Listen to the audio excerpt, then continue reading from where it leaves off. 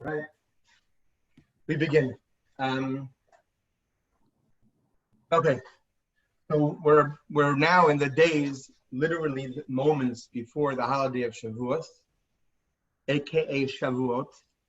And the holiday of Shavuot is the holiday that is the anniversary of the giving of the Torah. And in short, the experience that we had, which, by the way, I'm going to have tonight a class about, that will have more in depth about that experience. But the experience of Shavuot was a revelation, a divine revelation, in a nature of which it's never ever happened before. And the idea, in short, is, as we have spoken about in the past over here, that the whole physical experience that we're having is, and the limited perspective in which we exist and which we occur, is only because of what is referred to as the tzimtzum. The tzimtzum meaning the contraction of the divine light to a degree. Contraction meaning the lower the level, the lower the contraction, the less awareness there is of the divine light, and that contraction and the making darkness from that light, so to speak, is the reason we experience the world and our story the way that we experience it. Which, just by the way, I'm just going to get the share on my thing, but just by the way, I've shared this with you in the past, but the fact is, the Zohar refers to our world as a world of lies. And the reason why it's referred to as a world of lies is because that's what our world is. It's a world that most of the narratives that are occurring in our physical world is not a true narrative. It's a, hold on a second, here we go. Okay. Good. Okay. Get right back, give me a second. Okay, this will be fun. So basically, that's the reason why we experience the world that we're in, the way that we experience this, is because, and the fact is that this is a world that's defined by the fact that it's a world of lies. And just in short, I'm not saying it's a bad world. I'm just saying the factual way, if you want to just take some time and observe how people officially discover truth, unfortunately, you'll see it for yourself. I think a great example, by the way, just a very personal one, and I shared this with you in the past. I'll share with you a little bit more about this later on after we go through the teaching of the Baal Shemtov. But when we hear something, when we hear words, and we interpret them in our own minds, what's going on really is we're not really hearing what's being said. We're hearing what our personal story has developed to such a degree to be telling us that exact story within our head. I shared with you, might as well share with you, some of you haven't heard this in the past, but it's a story from like 35 years ago, just as an example. We all have so many of these that are happening all the day, we just don't think about it, and we're not even aware of it necessarily. But the point is that there was once a girl in Brooklyn who was going on a blind date, and right before she left her home, her and her mother had a disagreement about whether she should leave open her top button or not. And her mother kept on saying, you got to close it, it's not modest. And she's saying, Mom, this is who I am, so I don't know why you're asking me to, etc., right? And the bottom line is that the girl decides, she says, Mom, it's my life, and I can't live your life, and this is who I am. So she opens up her button, and not long afterwards, she gets picked up by her blind date, and the first thing that the guy says to her is, after she closes the door, would you be okay with closing your button? And she turned purple, and he's like, he didn't know what he said wrong. And she said, it's so funny you say that, blah, blah, blah. She's like apologizing. And he's like, no, I mean the button. You know, in the olden days, you used to have buttons on the car. So I mean the button on the car. So the point is that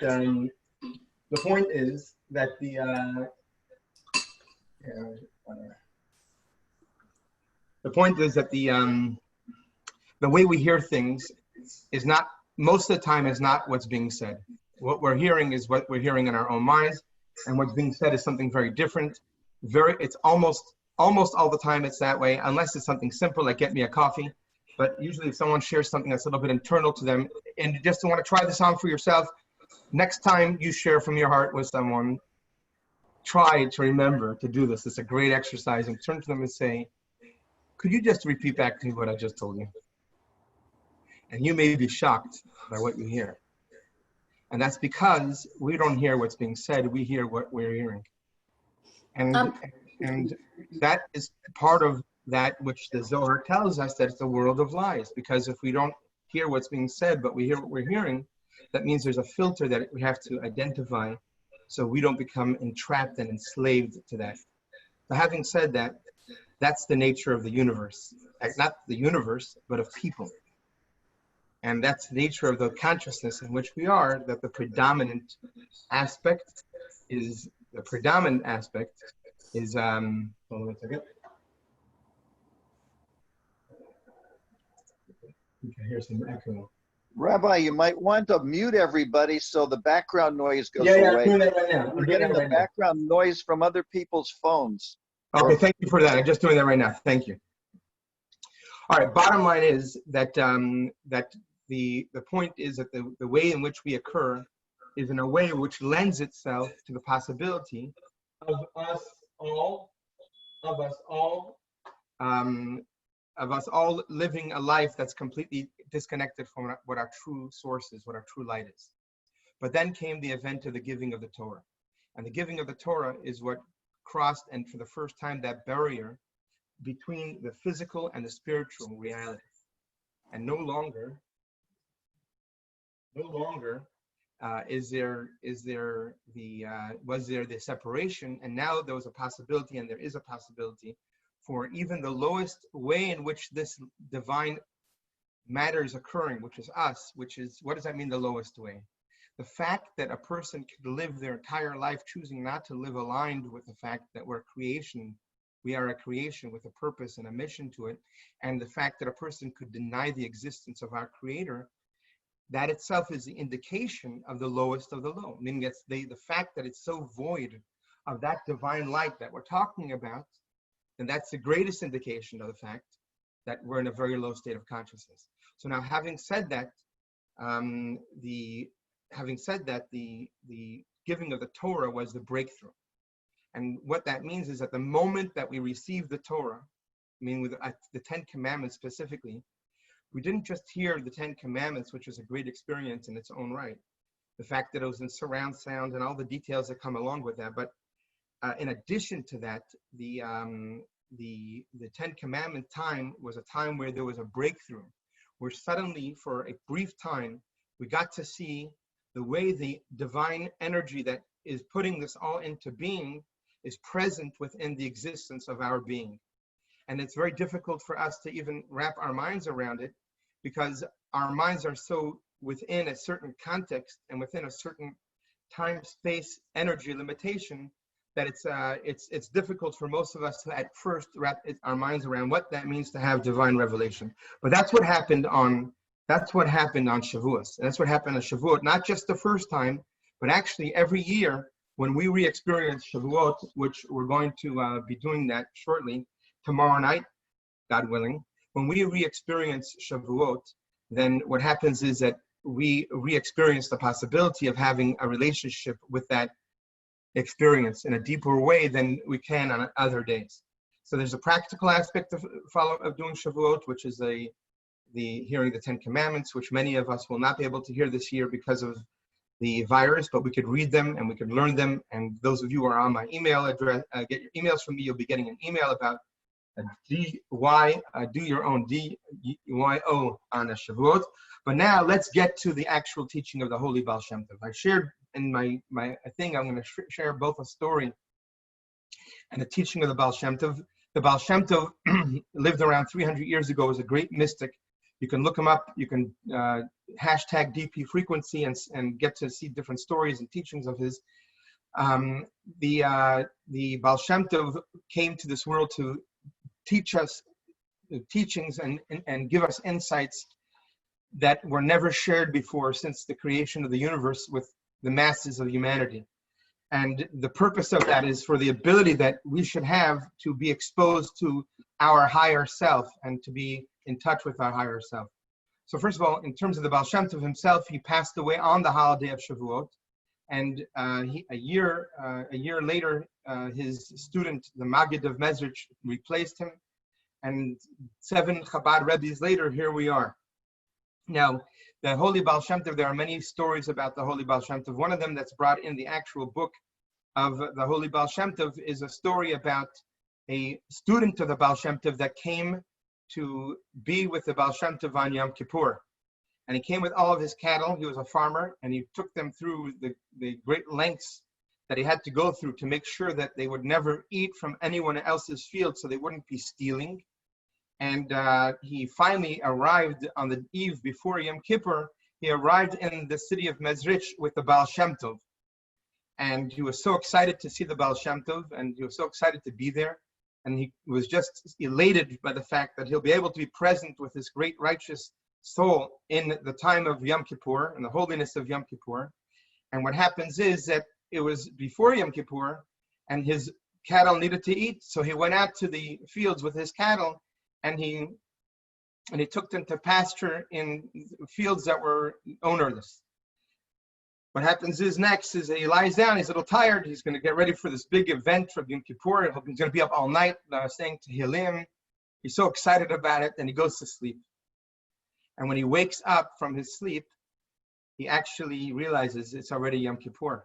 And that means because of where he was, in the proximity to where the Baal Shemtov was, and because of the rules of Shabbat and the Chag, he had to stay in the place where he was, exactly where he was for the entire Yom Kippur. Can you imagine how brokenhearted he was? That he was in the wilderness. Here he came and took all this time to be together with the Baal Shemtov. And here he is now in the wilderness, Yom Kippur, all alone with his cattle. But of course, as a student of the Baal Shemtov, he also realized the importance of being present with divine providence. Everything has a purpose. And the brokenness of not being with his holy teacher on this holy day of Yom Kippur, of being deprived of the experience that he dreamed about, that he prayed about, that he prepared for. And all of that got inserted into his broken heart, which was that which here he is praying in Yom Kippur, on Yom Kippur, in the forest, all alone with his cattle. Of course, right after Yom Kippur, immediately after Yom Kippur, he took his cattle with him and he went straight to the city of Mezrich. And when he came to the city, by then his eyes were bulging red from all the crying that he did over Yom Kippur, thinking to himself all different things. Maybe this is my atonement for who knows what and all that. And he had a real, true, authentic experience, a connective experience in the forest on Yom Kippur. As he returned to the Baal Shemtov sees him. The Baal Shemtov is laughing and he's clapping his hands. He's like, and doesn't get it. He doesn't understand. Why was Baal Shemtov so happy about? Here he had this, broken Yom Kippur in a way that that wasn't what he had planned. Of course, Yom Kippur is a time a person gets broken, but he had a whole different plan in mind. And now here, boom, he had this whole, So Baal Shemtov said, I want you to know that your prayers that you did in the forest over Yom Kippur actually assisted all those people that live in the villages in the forests and are unable to attend Yom Kippur. Your prayers was the leader of that which brought them to the higher realm, which brought them to a higher state.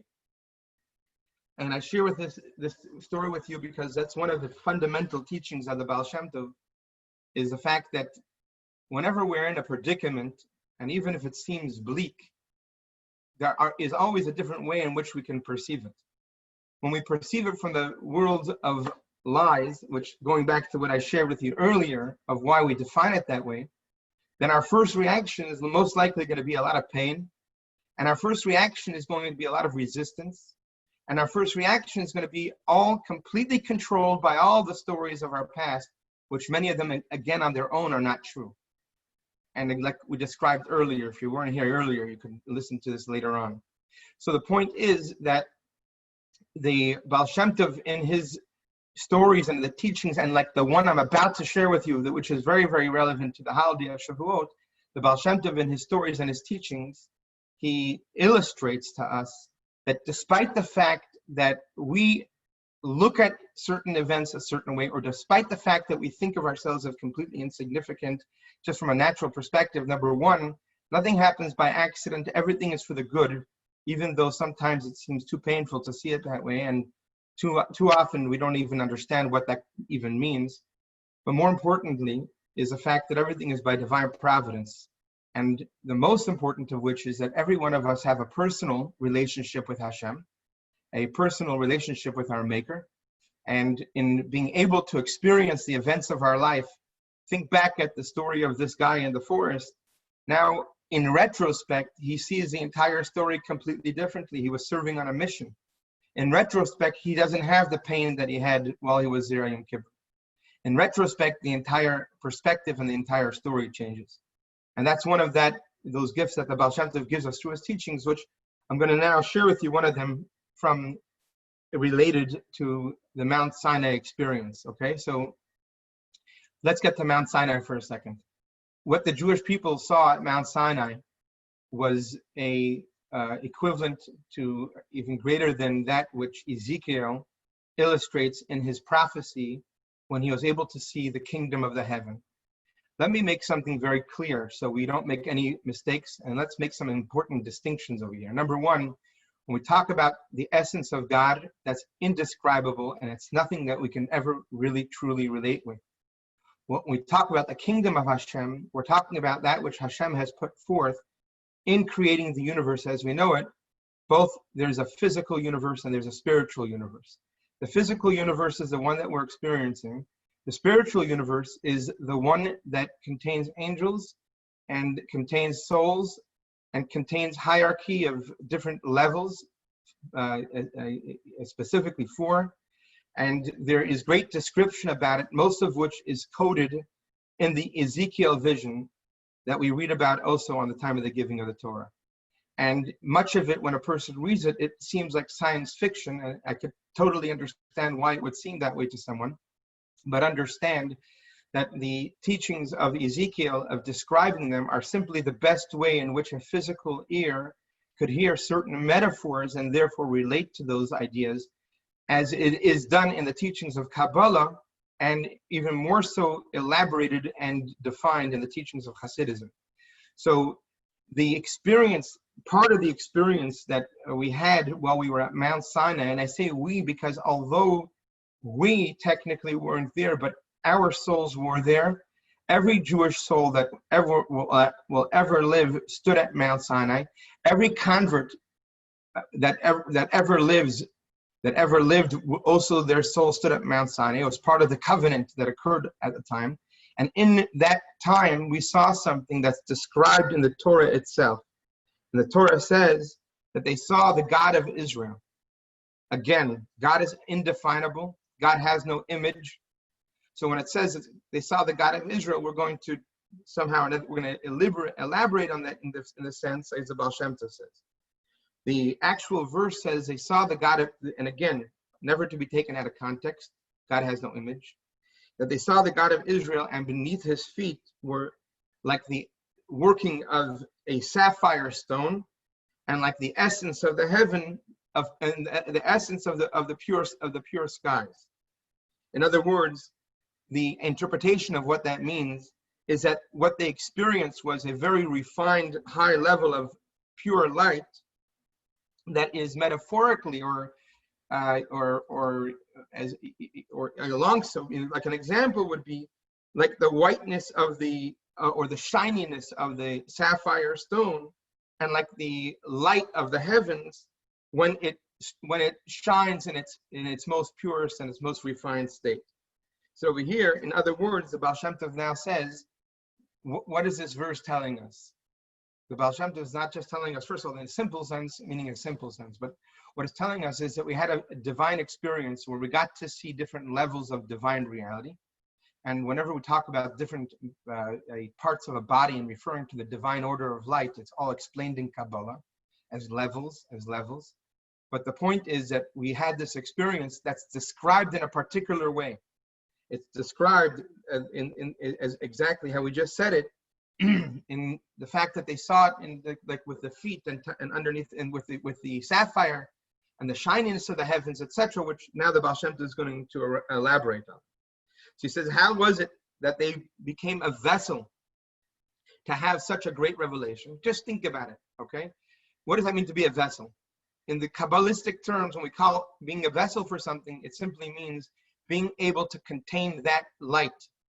In a physical sense, an example would be if you have a very, very thin glass and you put boiling hot water, that glass is going to break because that glass is not an appropriate vessel for that hot water. In a more metaphysical sense, it would be if you take a person who's sensitive to what they see and hear, and they never experienced anything gory before in their life, and you put them into an emergency room watching someone getting operated and all the gory details, they're very likely to faint. And that's because they're not a vessel for that experience. So the vessel is used in different levels and in different ways. So in order to have this type of experience, which, by the way, in just practical terms, as practical as we can talk about the divine experience, simply what it is that they saw was they were able to see the light which is generating and bringing everything into being at every level that it exists. So at that moment, they were not seeing themselves as physical beings that have spiritual experiences. They were so present to the fact that we're all spiritual beings, and they weren't even in any level attached to the fact that they were a physical experience because they were so beyond that. So the question is, what was it that made them a vessel for that possibility? Because to be able to experience that type of reality and that type of revelation, that can, in a very practical sense, freak you out. But in a more spiritual sense, it could bring about the expiration of one's soul, because it's so contrary to that which the way we experience the world. So what was it? It was because of the fact that they were under his feet, meaning that they made themselves a vessel.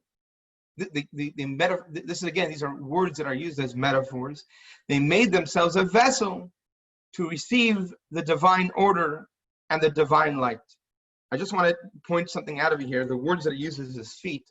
In a different teaching of the Baal Shemtov, the Baal Shemtov says that the word shows us, first of all, in Hebrew, the word feet, regel, is also the word for hergel, which means habit. And the idea of it is, when in certain places, he says, like in Tehillim, we say, V'ashiva raglai el edesecha, and I will return my feet to your testaments. It also could mean, and I will return my habits to your testaments. In other words, just like we take upon ourselves habits that we like for ourselves, that they're good for ourselves, because whatever good reason why we should take on those good habits, when a person gets connected to the divine light, then they make it that they don't have excuses of why they didn't do whatever mitzvah they took upon themselves to do. In other words, they make a habit out of doing those mitzvot. So the same thing, perhaps we can also bring that back over here, underneath his feet, underneath his habits, meaning maybe it's associated with each other, but let's get back to the teaching. How did they achieve to become that vessel? What allowed it for them to become a chariot, a vehicle for the God of Israel? He says this is where the sapphire stone comes in. The point of the sapphire stone is a very important teaching, letting us know about the importance of refining our coarse self, our chomer, refining ourselves so we are not being driven by our egotistic self, whatever. But that's the preparation that they made in order to be able to receive that divine revelation.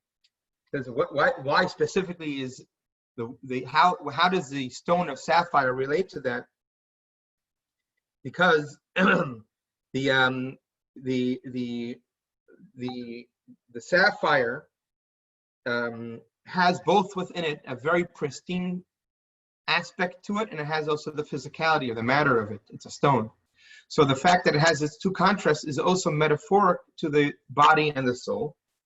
And also, what's alluded to over here is very importantly, and so the question of going back to is, what was it that Jewish people did in order to make themselves a vessel, and what is it that we can do in order to make ourselves a vessel, to have that a divine awareness and that divine light experience.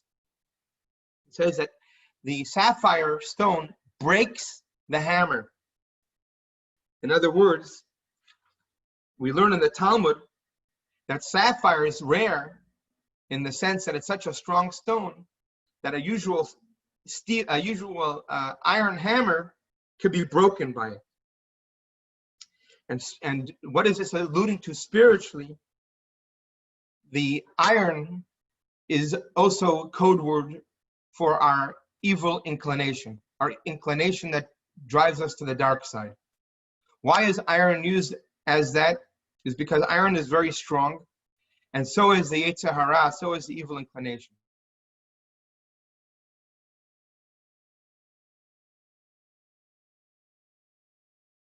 To become a vessel to channel the divine light, the experience of how the light of how the truth of a God is beyond time and beyond space and beyond energy, in any way that we could conceive of it. What made them possible to receive that? And of course, the question is, what makes it possible for us to receive it? It says we have to be like a sapphire stone, that when the hammer hits it, the hammer breaks.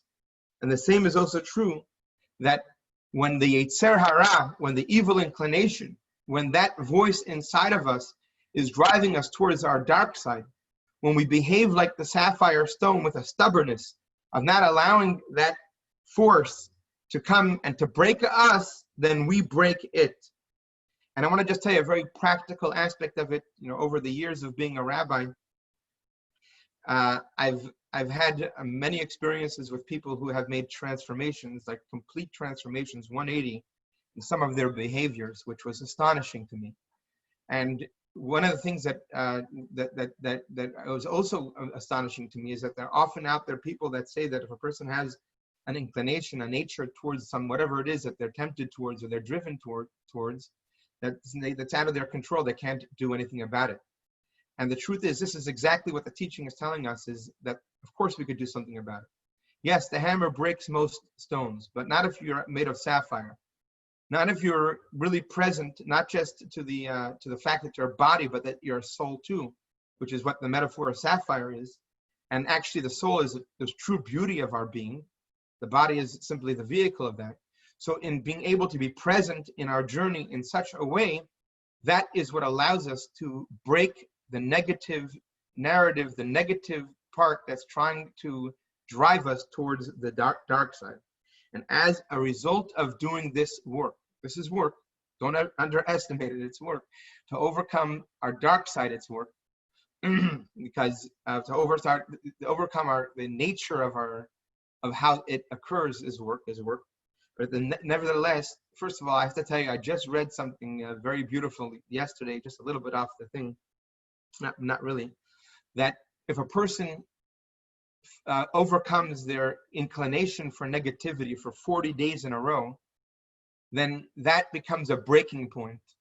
I know I've heard from some of our students in the past that it's 2 weeks, but actually, if you think about it, if a person takes on a new habit or takes time to stop a habit and they go for it for 40 days, then that's like a breaking point. And this is the reason why that it was 40 days from the time that the Jewish people received and were at Mount Sinai until the time of the golden calf, which we're not going to talk about right now.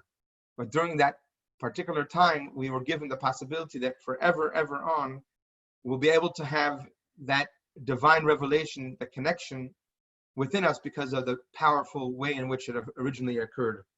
The point is that by overcoming our negative side, we then become a vessel to be able to be, like we said before, like the essence of the heavens in its purity. In other words, suddenly now the light is shining through us and on us and through us. Like it says in the verse, like those who are maskilim, those who are enlightened, those who are aware, they shine like the shine of the rakia, they shine like the shine of the firmament. So there you go. That's the teaching that to go into the holiday of Shavuot with is to prepare ourselves in such a way where, what does that mean in a very practical sense? I'm just going to put it out there. that, you know, each of us, the most important thing, by the way, of overcoming our negative side is how it relates to other human beings. By the way, that's the most important part. So if we're out of touch with certain people because of some stories that are pulling us apart, usually, I don't mean to, you know, to burst anybody's bubble here, but usually that's the ego that's happening, and that's what's getting in the way, and that's what's keeping us away from the possibility of having the revelation of the divine revelation that we're talking about that happened at Sinai. So the exercise that the Baal Shemtov is inviting us to do, in order for us to be able to be a vessel to receive the great light that starts to come down on the world as of tomorrow night, the holiday of Shavuot, is to really overcome that force within us, to be like the sapphire stone, and to break the hammer, break the stubbornness that's getting in between us and other people, and figure out one place to do it. You know, it's one step at a time. I know people that have not talked to each other for many, many years, and it's so unfortunate because, you know, families should be talking to each other. Of course, there's certain traumatic experiences that don't allow for that to happen, but that's the way it should be, you know. So anyway, having said that, if anyone on my Zoom thing over here has any questions, or if anybody on the Facebook has any questions, I'm here. And otherwise, yeah, anybody questions? Unmute yourself, yeah. Yeah. Is there any certain specific limud that we should do on Shavuot to get more aligned with this, with the vessel, to get Yes. connected? Or is there a specific thing we should teach or Yes. talk about? Thank you for the question. So the answer is yes. I would, number one, I don't know if you get our emails from jewishmalibu.com. If you don't, then put yourself, I never get emails. Go to jewishmalibu.com, and then you'll see how to subscribe, and we'll send out later. Make sure you subscribe to our, you know, the list, and God willing, I'll be sending an email with the details. But in short, the time of tomorrow night, we actually have a book that we read that actually has a piece of every part of the Torah in that which we read. And we do that because the time of the Torah is when the words were spoken, and actually the ability to speak is something that only us human beings have. And actually by us actually uttering the words of the actual Torah, whether they be the written Torah or the oral Torah, we are actually bringing about a reenaction of that which occurred at Mount Sinai.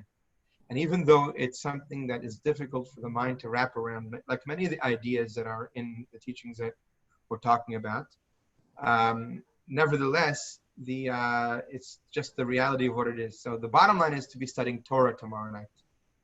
And that's the bottom line. And the preparation for tomorrow night is Ahavat Yisrael, is to really find your fellow. You have something going on that you need to repair, and repair it, because that's the greatest and the ultimate vessel. In fact, when the Jewish people came to Sinai, the Torah, as we'll read on Shavuot, tells us that they were like one person with one heart. And in fact, how were they like one person and with one heart? Was because they overcame that layer of ego that separates us from each other. So that's the way we prepare for this beautiful holiday, in which we will receive the Torah at a new level in a way that's never been received before. It's accumulative from year to year. And God willing, we'll hear the great sound of the shofar with the coming of Mashiach, which will then immediately remove all of the negativity and all of the disease, and replace it with a tremendous amount of love and a tremendous amount of light. All of that which emanates through the letters and words of the Torah, which will be revealed in its glory with the imminent coming of Mashiach. Amen. Thank you for joining. Thank you.